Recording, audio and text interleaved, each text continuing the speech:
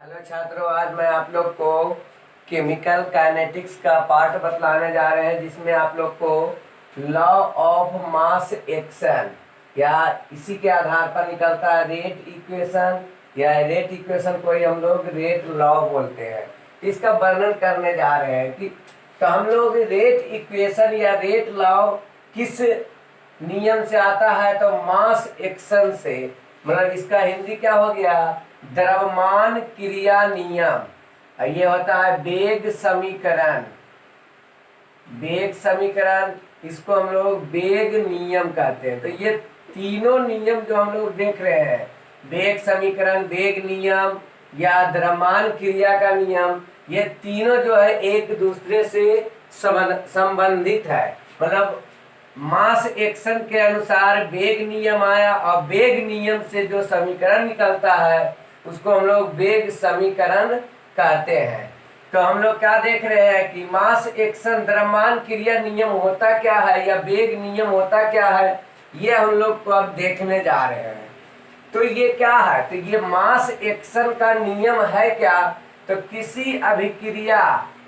किसी अभिक्रिया के वेग तथा अभिकारक के सांद्रण में ये गुणात्मक संबंध को व्यक्त करता है। द्रव्यमान क्रिया नियम क्या करता है, तो लिखिएगा आप लोग, क्या लिखेंगे, किसी अभिक्रिया के वेग तथा अभिकारक के सांद्रण में गुणात्मक संबंध को व्यक्त करने के लिए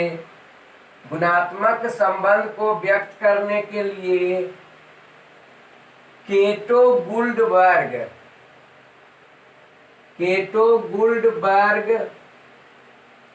तथा पीटर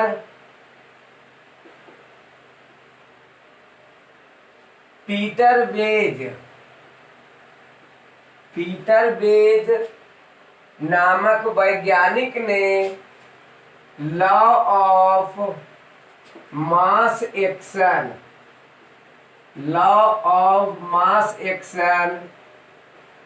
प्रस्तुत किया जिसे वेग नियम कहते हैं। लॉ ऑफ मास एक्शन प्रस्तुत किया जिसको हम लोग किस नाम से जानते हैं, वेग नियम के नाम से जानते हैं। तो अब ये नियम दिया क्या, पहले नंबर हम लोग देखे कि ये किसके किसके बीच के संबंध को बतलाता है, तो वेग और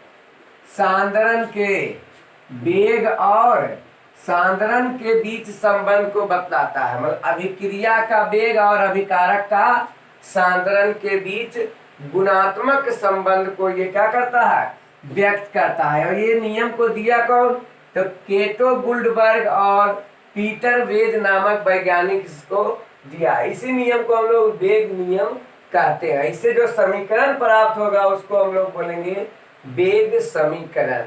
तो इसका आप देखते हैं कि ये नियम प्रस्तुत क्या किया, तो the rate of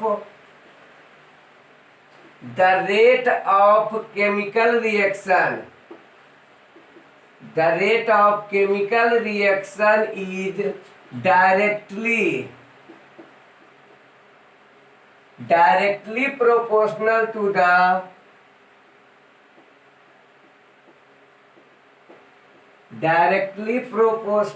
to the क्या हम लोग देखें, the rate of chemical reaction is directly proportional to the product of molar concentration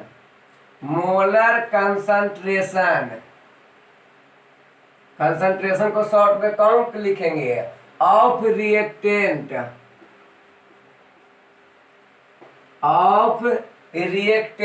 with each concentration term raised to the power equal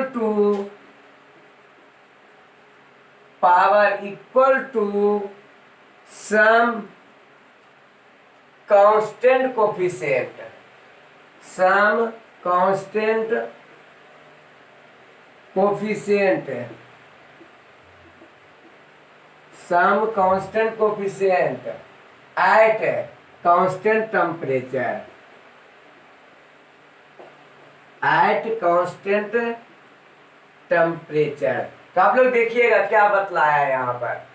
ये नियम क्या बोला कि रेट ऑफ केमिकल रिएक्शन, मतलब रासायनिक अभिक्रिया का वेग समानुपाती होता है किसके, तो प्रोडक्ट के मोलर कंसंट्रेशन के क्या होता है, समानुपाती होता है। क्या, the rate of chemical reaction is directly proportional, the rate of chemical reaction is directly proportional to product of molar concentration of reactant, मतलब मोलर कंसंट्रेशन ऑफ रिएक्टेंट के प्रोडक्ट का, मतलब मोलर कंसंट्रेशन का जितना भी रहेगा उसको हम लोग मल्टीप्लाई करके जो प्रोडक्ट लाएंगे वो मतलब रिएक्टेंट के कंसंट्रेशन का, मोलर कंसंट्रेशन ऑफ रिएक्टेंट को हम लोग मल्टीप्लाई कर लेंगे और उस वो जो आएगा वो डायरेक्टली प्रोपोर्शनल होगा किसके, तो रेट ऑफ केमिकल रिएक्शन से। और जितना भी कंसंट्रेशन का टर्म होगा, मोलर कंसंट्रेशन मतलब रिएक्टेंट के मोलर कंसंट्रेशन का जितना भी टर्म होगा उस पे क्या रहेगा, एक निश्चित पावर रहेगा, मतलब एक निश्चित पावर रहता है जो कि एक्सपेरिमेंटल वैल्यू होता है, थ्योरेटिकल वैल्यू नहीं होता है, मतलब उसको प्रैक्टिकली निकाला जाता है, मतलब एक्सपेरिमेंट के आधार पर वो क्या पावर होगा, वो एक्सपेरिमेंटल वैल्यू, मतलब पावर जो होता है एक एक्सपेरिमेंटल वैल्यू होता है। और क्या रहता है उसमें, एक कांस्टेंट कोफिशिएंट डाला जाता है इक्वल करने के लिए। ये प्रोपोर्शनल होता है लेकिन उसको इक्वल करने के लिए उसमें क्या हम लोग डालते हैं, कांस्टेंट कोफिशिएंट डालते हैं। तो इसको हिंदी में हम लोग क्या देखेंगे, तो देखेंगे रासायनिक अभिक्रिया का वेग, क्या लिखेंगे, रासायनिक अभिक्रिया का वेग अभिकारक के मोलर सांद्रण के गुणनफल के समानुपाती होता है। प्रोडक्ट मतलब गुणनफल, फिर से देखिएगा तो रासायनिक अभिक्रिया का वेग अभिकारक के सांद्रण के गुणनफल के समानुपाती होता है, जहां अभिकारक का सांद्रण एक निश्चित पावर से जुड़ा रहता है जिसे जो कांस्टेंट वैल्यू से बराबर होता है। और यह क्रिया क्या होता है, कांस्टेंट टेम्परेचर पर होती है। यह क्रिया क्या होती है, कांस्टेंट टेम्परेचर पर होती है। अब एक आप लोग को क्या देते हैं, इसमें कंसेप्ट देते हैं, जैसे एक केमिकल रिएक्शन लेते हैं, ए प्लस बी इंटू बी, ये प्रोडक्ट बना रहा है क्या, टी। तो ये दोनों हमारा रिएक्टेंट है। रिएक्टेंट कौन है, ए है और बी है। ये स्मॉल ए बी जो है इसका क्या है, कोफिशिएंट, ये स्मॉल वैल्यू ए और बी क्या स्टोइकियोमेट्री हो गया, मतलब ए का कोफिशिएंट ए हो गया, बी का कोफिशिएंट को ही हम लोग स्टोइकियोमेट्री बोलते हैं। तो यहाँ पर मेन रिएक्टेंट हमारा कैपिटल ए है और ये क्या है, कैपिटल बी है।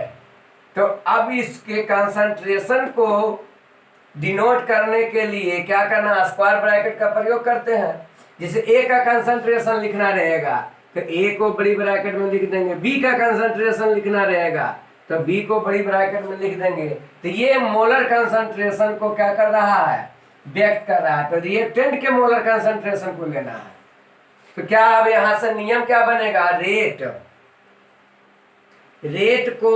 जो होता है डायरेक्टली प्रोपोर्शनल होता है किसके, कंसंट्रेशन के प्रोडक्ट। तो कंसंट्रेशन क्या है, रिएक्टेंट का कंसंट्रेशन, एक रिएक्टेंट ए है और दूसरा रिएक्टेंट बी है, तो दोनों के मोलर कंसंट्रेशन का प्रोडक्ट मतलब इनटू, मतलब गुना करना है। तो क्या लिखा है, मोलर कंसंट्रेशन ऑफ रिएक्टेंट, तो molar concentration of reactant of product, तो मतलब दोनों प्रोडक्ट कर दिया। प्रत्येक कंसंट्रेशन पर क्या करना है, प्रत्येक कंसंट्रेशन क्या रखता है, एक पावर रखता है।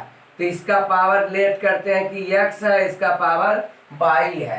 तो ये आ रहा है कहाँ से, तो एक्सपेरिमेंट करने से आता है, मतलब लैब में जाके इसको प्रैक्टिकल करते हैं, एक्सपेरिमेंट करते हैं, तो ये वैल्यू हम लोग को क्या होता है, प्राप्त करता है। तो हम लोग मान रहे हैं कि इसका पावर x है, इसका पावर, मतलब प्रत्येक पे पावर रहेगा। तो ये क्या हो गया हमारा, यही है क्या, वेग नियम या लॉ ऑफ मास एक्शन। अब इसको समीकरण बनाने के लिए समानुपाती चिन्ह को हटाना चाह रहे, मतलब डायरेक्ट प्रोपोर्शनल का चिन्ह जब हटाते हैं तो क्या लगाना पड़ता है, एक कांस्टेंट सिंबल लगाना पड़ता है। तो यहाँ पर वेग क्या हो जाएगा, वेग बराबर हो जाएगा, अगर रेट का हिंदी होता है वेग, वेग बराबर क्या होता है, एक कांस्टेंट के लगा देंगे, ए पर पावर x इंटू बी पे पावर y। तो ये क्या हो गया हमारा, इसी को हम लोग बोलते हैं क्या, रेट इक्वेशन। ये क्या आ गया, रेट इक्वेशन। ये मतलब वेग समीकरण, वेग समीकरण। तो रेट इक्वेशन हम लोग देखे। अब इसमें देखते हैं कि कौन कौन सा टर्म है। तो क्या टर्म है, यहां के क्या है, वेयर, वेयर क्या है, ए क्या है, तो मोलर कंसंट्रेशन है, molar concentration of reactant, reactant A.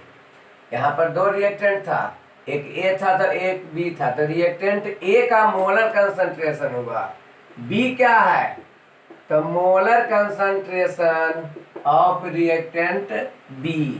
के क्या है, तो के है रेट कांस्टेंट, रेट कांस्टेंट, वेग स्थिरांक, हिंदी में इसको क्या बोलते हैं, वेग स्थिरांक। इसका एक और नाम होता है रेट कांस्टेंट, मतलब वेग स्थिरांक।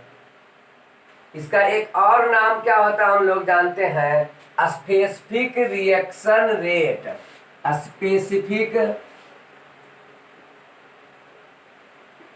स्पेसिफिक रिएक्शन रेट, मतलब विशिष्ट अभिक्रिया दर, विशिष्ट अभिक्रिया दर। ऐसे जनरली इसको हम लोग जानते हैं नाम से क्या, रेट कांस्टेंट, या सीधे समानुपाती नियतांक भी बोल सकते हैं, प्रोपोर्शनल कांस्टेंट भी इसको बोला जा सकता है। तो ये क्या है, रेट कांस्टेंट। नेक्स्ट वीडियो में आप लोग को इसी का वर्णन करेंगे पूरा, वेग मतलब रेट कांस्टेंट का पूरा वर्णन आप लोग को मिलेगा। और एक्स बाई क्या है हमारा, एक्स बाई क्या है, ये एक्सपेरिमेंटल वैल्यू है, नॉट थ्योरेटिकल। ये क्या है, एक्सपेरिमेंटल वैल्यू है।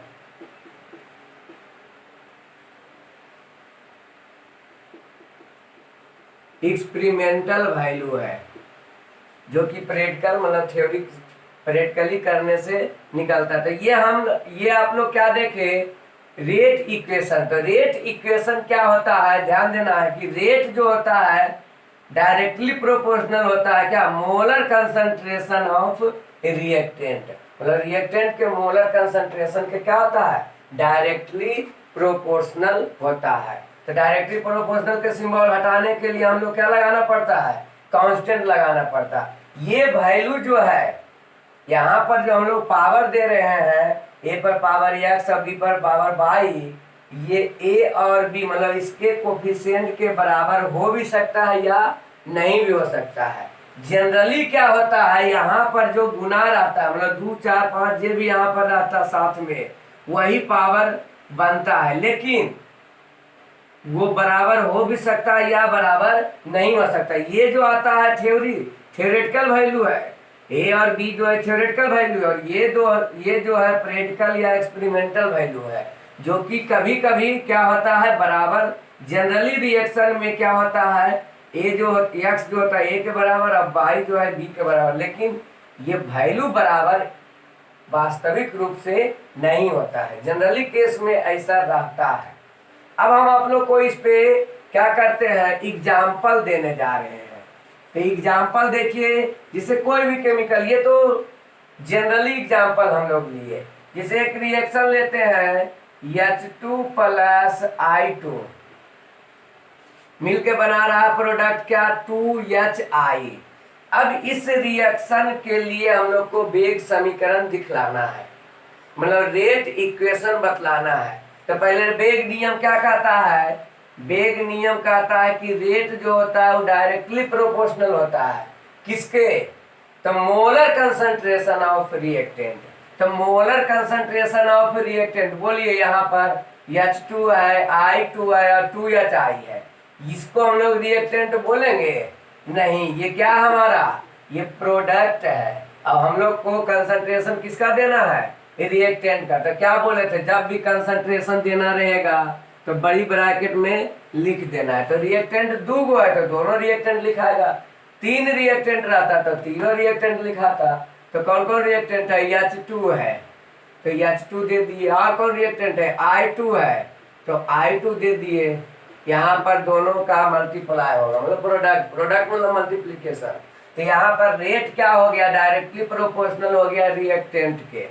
इस पे पावर क्या देना है, यहाँ पर पावर, इस पे भी पावर 1 होता है, इस पे भी पावर 1 होता है। तो ये हम क्या देखे, इसका पावर देखे। तो यहाँ पर यही, अब कांस्टेंट सिंबल लगाएंगे तो रेट क्या हो जाएगा, K इंटू H2 और I2, 1 पावर दिखाने की जरूरत नहीं पड़ती है। तो ये हमारा क्या निकला, इस केमिकल रिएक्शन का रेट इक्वेशन निकला, मतलब वेग समीकरण निकला है। अब हम लोग देखने जा रहे हैं क्या, एक नेक्स्ट एग्जांपल देखने जा रहे हैं। ये 2NO प्लस O2 है, 2NO प्लस O2 रिएक्शन करके बना रहा है क्या, 2NO2। इसका हम लोग रेट देखेंगे तो रेट बराबर क्या होगा, K इंटू कॉन्स्टेंट, पहले से डायरेक्टली प्रोपोर्शनल रिएक्टेंट, रिएक्टेंट देखिए, रेट इक्वेशन आप लोग को लिखने के लिए सिखला रहे हैं कि कैसे रेट रिएक्शन लिखना है। तो पहले रेट डायरेक्टली प्रोपोर्शनल सिंबल, अब रिएक्टेंट को आप लोग बड़ी ब्रैकेट में लिख, तो रिएक्टेंट कौन है, NO है, तो NO रिएक्टेंट को लिख दिए। और कौन रिएक्टेंट है, O2 है, तो O2 रिएक्टेंट को लिख दिए। अब यहाँ पर कितना पावर है, 2 है, तो यहाँ पर 2 पावर दे देंगे, यहाँ पर कितना है, 1 पावर। ऐसे ये आता है एक्सपेरिमेंटल वैल्यू से, लेकिन जनरली इसका बराबर होता है। तो यहाँ पर अब समानुपाती चिन्ह को हटाएंगे तो इक्वल लगाएंगे। अब K इंटू NO पर पावर 2 और O2 पे पावर 1, तो ये क्या हुआ, 2NO2 प्लस O2 का हमारा क्या निकला, ये रेट समीकरण निकला। नेक्स्ट एग्जांपल एक और देते हैं आप लोग को, देखिए। तो यहाँ पर पावर जो है वो 0 भी रह सकता है, मतलब x y का मान 0 भी हो सकता है, फ्रैक्शन वैल्यू भी हो सकता है, इंटीजर वैल्यू भी हो सकता है। तो अभी तक हम जितना वैल्यू देखे हैं पावर के रूप में, इंटीजर वैल्यू देखे हैं, लेकिन वो पावर क्या हो सकता है, फ्रैक्शन भी हो सकता है, 1/2, 3/4, कुछ भी हो सकता है। तो आप फ्रैक्शन वैल्यू वाला एग्जांपल देते हैं। CHCl3 रिएक्शन कर रहा है Cl2 से और प्रोडक्ट बना रहा है CCl4 प्लस HCl। यहां से हम लोग को इसका रेट निकालना है। तो रेट डायरेक्टली प्रोपोर्शनल, तो यहाँ पर रिएक्टेंट कौन है, ये दोनों है, नहीं, ये दोनों हमारा प्रोडक्ट है। तो रिएक्टेंट का कंसंट्रेशन लिखना है, तो रिएक्टेंट का कंसंट्रेशन लिखना मतलब बड़ी ब्रैकेट में लिख देना है। तो बड़ी ब्रैकेट में बोलिए क्या लिखाएगा, तो क्या है, CHCl3 था तो CHCl3 लिख दिए, फिर इंटू किए, फिर बड़ी ब्रैकेट बनाए, जितना रिएक्टेंट रहेगा उतना बड़ी ब्रैकेट बनाना है। 2 रिएक्टेंट है तो 2 बड़ी ब्रैकेट बनाए, बोलिए इसमें क्या लिखा जाएगा, तो Cl2 लिखा जाएगा। दोनों रिएक्टेंट लिखा गया, यहाँ तक में कोई प्रॉब्लम नहीं, तो आप लोग को कोई प्रॉब्लम यहाँ तक नहीं आया। अब इस पे पावर देना है, जो आप लोग को डिफिनीशन लिखा है उस डिफिनीशन के अनुसार प्रत्येक को बनाना है। वही यही बतलाया था, rate directly proportional to product of molar concentration of reactant, मतलब रिएक्टेंट के मोलर कंसंट्रेशन का मल्टीप्लिकेशन के डायरेक्टली प्रोपोर्शनल होता है क्या, रेट ऑफ केमिकल रिएक्शन। यही आप लोग को लॉ ऑफ मास एक्शन बतलाता है। तो यहाँ पर पावर क्या होता है, इस पे पावर 1 होता है लेकिन इसका पावर होता है 1/2।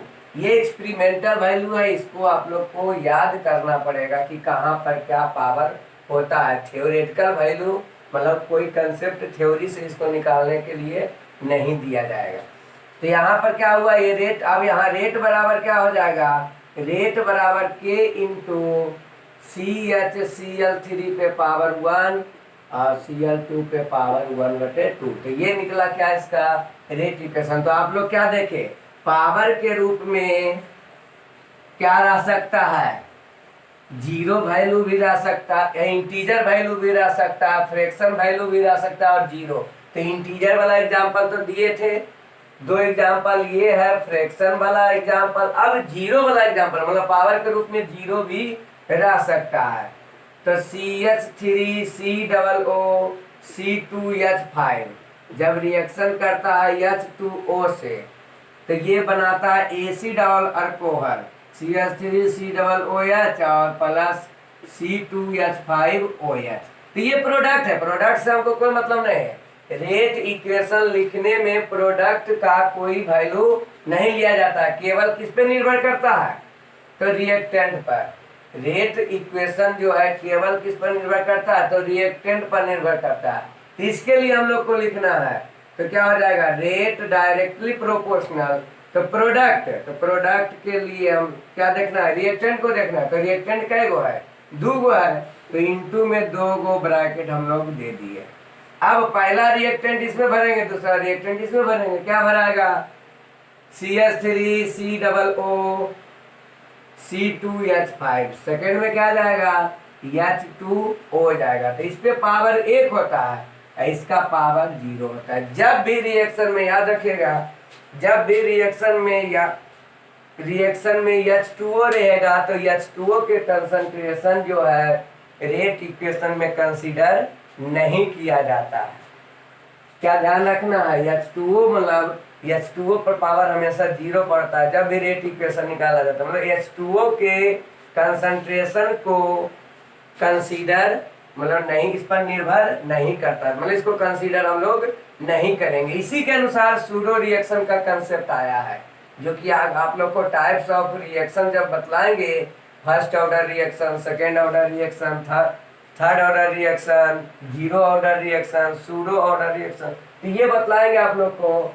तो इसमें आप लोग को यही कंसेप्ट दिया जाएगा। तो आगे इसका टाइप बाय टाइप वीडियो आप लोग को बनते रहेगा, इसको देखना है आपको। अब तो ये हमारा केमिकल काइनेटिक्स का 11 वीडियो था। इसके बाद आप लोग को रेट कांस्टेंट के बारे में वर्णन करेंगे।